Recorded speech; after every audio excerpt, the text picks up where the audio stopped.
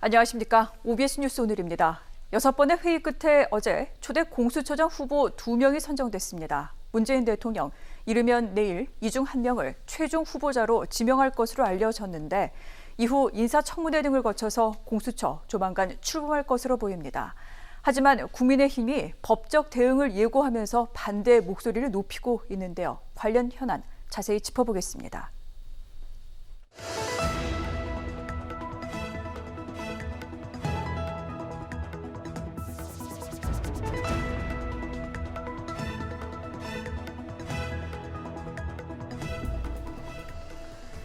오늘 함께하실 두 분입니다. 조상호 변호사, 최진영 변호사 나오셨습니다. 안녕하십니까? 네, 반갑습니다. 7월 15일에 공수처법이 시행된 지 166일 만에 최종 후보 2명이 선정됐습니다. 어제 공직자 수사처, 이 고위공직자 범죄수사처장 후보 추천위원회가 야당 측 추천위원들이 퇴장한 가운데 최종 후보 2명을 선출했는데 어떤 사람들인지 좀 자세히 살펴보도록 하겠습니다. 일단 김진욱, 이건희 후보 모두 대한변협에서 추천한 인사들입니다. 김진욱, 헌재 선임연구관, 사법연수원 21기로 서울지방법원 판사 경력이 있습니다. 95년에 임관에 약 3년 정도 판사 경력이 있고요. 특기할 만한 경력은 조폐공사 파업 유도 사건 특검 수사관으로 일했던 부분입니다. 이건희 국민권익위 부위원장 사법연수원 16기로서 90년에 서울지법 북부지청 검사로 임용해 검사직을 시작을 했습니다. 창원지검장을 지낸 경력이 있고요. 이번 정부 들어서 지난 2017년 국방부 5.18 특별조사위원회 위원장을 맡았던 바 있습니다. 자, 이 같은 경력의 두 사람, 청와대는 백지 상태에서 고심하겠다라는 입장인데 이르면 내일 문 대통령이 이 가운데 한 명을 최종 지명할 것으로 알려지고 있습니다. 이 두 명에 대해 그렇다면 어떠한 자격 등등이 있는지 좀 더 자세히 얘기를 나눠보도록 하겠습니다. 먼저 김진욱 헌재 선임연구관 같은 경우에는 이미 여러 차례 저희가 말씀을 드린 바 있습니다. 공수처법 개정 이전에 열렸던 추천위원회에서 이 추미애 장관이 추천했던 전현정 변호사와 더불어서 계속해서 최종 2명 가운데 이름이 올랐던 바 있습니다. 그렇다면 문재인 대통령이 김진욱 연구관을 지명을 한다면 어떤 점에 주안점을 뒀다 이렇게 볼 수 있는 걸까요? 일단은 김진욱 선임연구관 같은 경우는 그 판사로 경력을 시작해서 변호사를 거쳐서 헌법재판소 연구관 그리고 지금 현재는 선임연구관직에 있습니다. 그래서 네. 선임연구관직이 있으면서 주로 그 헌법재판연구관들의 교육을 담당하셨던 분입니다. 그래가지고 그 헌법에 관한 법리가 굉장히 그 해박하신 분이고, 네. 그다음에 헌법재판소장의 비서실장도 역임하셨기 때문에 조직에 관한 행정운영 경험도 있다고 보입니다. 그래서 그런 부분, 그다음에 이제 좀 주목할 만한 경력은 이른바 조폐공사 파업 유도 사건이라는 게 과거에 있었습니다. 이게 이른바 특검이라는 걸 특검법이 처음 도입되게 된 그 계기가 된 사건입니다. 네. 근데 사실은 이 공수처를 어떻게 보면 상설특검에 비유하지 않습니까? 그래서 그런 점에서 비춰보면 그런 최초의 특검에 가담하셨던 특검 수사관으로 가담하셨던 분이 초대 공수처장으로 또 후보에 추천됐다는 건 나름 좀 상징할 만한 사건이다. 이렇게 보고 싶습니다. 아, 그렇군요. 헌법에 대해서는 자타공인하고 있는 아주 최적의 전문가일 뿐만 아니라 특검으로서의 어떤 그 수사 경력 그리고 이제 헌재 비서실장 같은 그런 경력과 더불어서 기관 운영 경험까지 있다. 이 부분도 강조를 하셨는데 아마 이 부분을 좀 염두에 두셨던 것 같습니다. 이 공수처장 후보 추천이 야당 측 추천위원인 이현 변호사가 김진욱 연구관에 대해 평가했던 부분이 있습니다. 이 현 정부 출범 이후에 법무부 인권국장에 지원한 적이 있어서 친정부 인사일 뿐만 아니라 수사 지휘 경험, 기관 운영 경험이 없기 때문에 부적격이다라고 반대했던 내용이기도 한데 그래서 지금 조 변호사님이 자세한 내용 얘기해 주셨고요. 그렇다면 이와 반대로 이건희 부위원장은 검사 출신의 수사 지휘 경력 또 기관 운영 경험까지 있는 것 같은데요.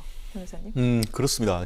사실 이 두 분의 공통점은 여도 야도 아닌 대한변호사협회에서 추천했던 두 분이다라는 점에서 공통점을 가지는 것 같습니다. 그렇지만 그와 같은 공통점 이외에는 공통점이 거의 없는 한 분은 쉽게 말하면 판사 출신, 네. 헌법재판관 연구관 수석연구관이신 반면에 이건희 지금 후보 같은 경우에는 사실상 평생을 검찰에 몸담았고 검찰에서 검찰의 별을 달았다고 할 수 있는 검사장을 역임하셨던 분입니다. 그렇기 때문에 말씀드렸듯이 이 그 공수처란 것은 제2의 검찰, 뭐 상설 특검이라고도 얘기하고 있습니다만 결국 수사 경험, 조직 운영 경험 네. 이런 부분을 그 부분 그리고 나아가서 세평 이런 부분을 그 생각하지 않을 수 없는 것 같은데요. 그 한 그 검찰 출신 그 변호사님은 이렇게 평가를 했던 것 같습니다. 적어도 이 수사 경험과 조직 운영 경험에 있어서는 김진욱과 이건희를 초등학생과 대학 교수다 이렇게 정도로 지금 평가를 하고 있는 것 같은데요. 물론 검찰 출신이기 때문에 팔이 안으로 굽긴 합니다만 어쨌든 간에 거의 지방검찰청급의 조직을 운영을 하고 사실상 특수수사를 해야 되는 그런 점에서 봤을 때는 실질적인 어떤 향후에 조직을 원만하게 이끌어가고 또 거기에 나아가서 이 정치적 독립성과 중립성 이런 부분까지 고려를 한다고 하면은 실질적으로 우리 그 법조인의 뭐 다른 걸 떠나서 법조인의 시각으로 봤을 때는 이 이건희 그 국민권익위원회 부위원장이 네. 님이 사실상 상당 부분 적합하다. 다만 그럼에도 불구하고 이번 정부는 검찰 출신이 이 고위공직자 비리수사처에 가면은 또 자기 제 식구 감싸기 하지 않겠느냐 그런 또 기류도 강하기 때문에 과연 대통령께서 두 분 중에 누구를 선택하실 것인가 상당히 저희도 초미의 관심사입니다만 저희가 제3자의 입장에서 봤을 때는 실질적으로 초대 지금 그 공수처장으로서의 어떤 조직을 처음 꾸려가는 그런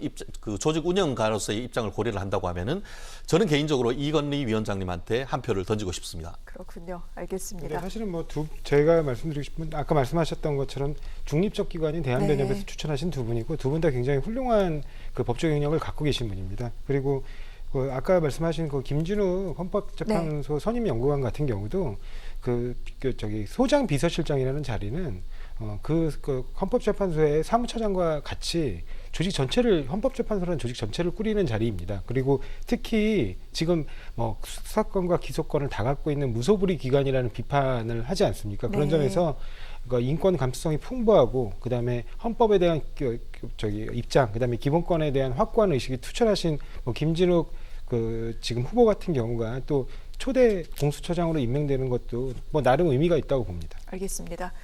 뭐 대한변협의 이찬희 회장 같은 경우에는 이미 3월 달부터 이 후보를 추천을 어떻게 해야 될지에 대해서 변협에서 상당히 고민을 많이 하고 많은 추천을 받았다고 합니다. 그렇기 때문에 두 후보자 모두 매우 적임자라고 생각한다라고 얘기를 했는데 이제 문재인 대통령의 결정이 남아있는 중이죠. 빠르면 내일 뭐 이 결정 알려질 것으로 전해지고 있는데 어떤 결정을 내리게 될지 지켜보도록 하겠습니다. 그런데 야당, 국민의힘의 반대 목소리가 상당히 거셉니다. 이제 법적 절차까지 추진하겠다 이렇게 얘기하고 나왔는데요. 판사 출신이죠. 주호영 국민의힘 원내대표. 이 후보자 선정에 대한 효력 집행정지 요청 추진하겠다라고 얘기를 했고요. 야당 측 추천위원인 이현 변호사 등등은 이 개정 공수처법 야당의 비토권을 무력화했는데 위헌 심판 제청을 신청하겠다라고 얘기를 하고 있습니다. 뭐 사실 법적으로 절차를 밟고 대응하는 것은 뭐 국민의힘이 하기 나름이고 분명히 또 자유이기도 합니다만 이것이 과연 실효성이 있을까라는 그런 얘기도 나오기도 합니다. 아울러서 사실 거의 1년 넘게 지금 공수처에 대해서 반대 목소리 내고 있는데 변호사님 전문가로서 이 법률적으로 이 부분 어떻게 봐야 됩니까? 소리 없는 메아리가 될 가능성이 높다. 네. 아시다시피 지난번 그 패스트트랙을 거쳐서 공수처법이 만들어지자마자 지금 국민의힘 같은 경우에는 이 법 자체가 헌법에 어긋난다. 공수처란 제도 자체가 그 헌법에 어긋나서 위헌이라고 하면서 헌법재판소에 헌법 소원을 제기를 했습니다. 그런데 지금 거의 1년이 돼 가도록 네. 아무런 답을 하고 있지 않아서 최근에도 지금 국민의힘 같은 경우에는 법원을 헌법재판소도 찾아가고 성명도 내면서 이 부분에 대해서 공수처 출범하기 전에 위헌인지 여부를 판단해달라라고 지금 압박을 하고 있습니다. 나아가 지금 그와 같은 것에 대해서 아무런 답이 없으니까 이제는 이와 같은 지금 공수처장 후보 선정 자체에 대해서 효력 정지. 네. 그것도 헌법재판소에 하는 겁니다. 그리고 헌법재판소에 후보 선정에 관한 효력 집행 정지 신청을 하고 그렇게 되면은 재판의 전쟁성이 있습니다. 그거를 전제로 해서 이제 위헌법률 심판 제청해서 결국 최근에 있어서 이 야당의 비토권을 없앴던 그 법률 자체도 지금 그 헌법재판소에서 위헌 그 심사를 받도록 하고 있는데요. 물론 제가 말씀드린 것 중에 효력 집행 정지는 제가 알기로는 이 부분이 헌법재판소에 하는 것 같은데 경우에 따라서는 이것이 그 관할이 행정법원이 될 가능성도 없진 않습니다. 어쨌든 간에 재판의 전제성이 있기 때문에 이 그 공수처법 개정안 야당의 비토권을 배제했던 그 부분에 대해서 헌법재판소에 위헌 신청을 합니다만 그 결정이 언제 될지 아무도 모릅니다. 그 사이에 그 대통령께서 재가를 해서 그 공수처장을 임명을 하고 이후에 공수처 이 그 검사나 수사관 임명 절차를 다 하고 나면은 이 절차는 사실상 긴급한 어떤 그 이 결정을 받아야 될 필요성 자체가 없어져 버립니다.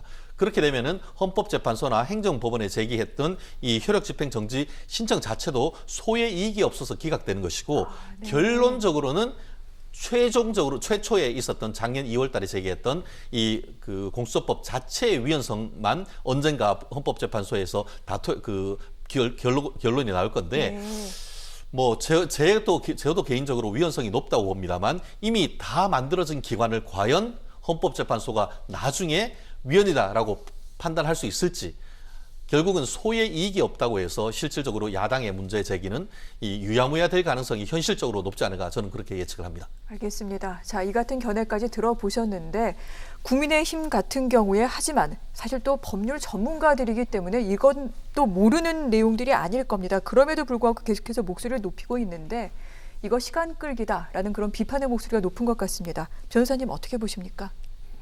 지금 최진현 변호사님께서 말씀하셨던 것처럼 최초에 그 공수처라는 제도 자체가 우리 헌법에 부합하느냐와 관련해서는 뭐 일흥 헌법 소원할 수도 있다고 생각을 합니다.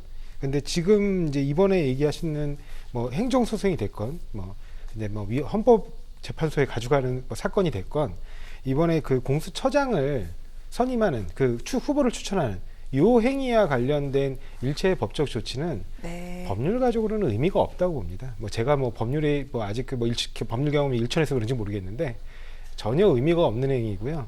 이런 의미 없는 행위로 이걸 모든 정치적인 영역에서의 논의를 사법으로 끌고 가는 건 결코 국가적으로도 바람직하지 않고 그다음에 책임 있는 정치인의 모습도 아니라고 생각합니다. 그렇군요. 오히려 그 정치적인 부분에서 서로가 과거에서도 얘기했듯이 그렇게 후보 추천하는데 비토권이 부여됐을 때 적절히 비토권 행사했으면 법률이 개정될 그런 문제도 없었을 것이고 그리고 그 관련해 가지고 오죽했으면 중립적 기관이라고 하면 대한변협회까지 대한변협 회장까지 그 외부로 불만을 드러내는 정도로 이렇게 비토권을 남용해온 부분에 대한 비판이 있었지 않습니까? 그래서 결과적으로 저도 비토권을 보장하는 법안을 그대로 유지하는 게 바람직하다고 생각합니다. 근데 그런 그러니까 굳이 얘기하면 개혁이라고 하는 그 법률 개정을 누가 촉발시켰죠? 그러니까 그런 부분들 고려하면 이렇게 모두를 위해 그러니까 반대를 위한 반대만을 이끌어가는 이런 야당의 모습에 국민들은 결코 동의하지 않을 거라고 생각합니다.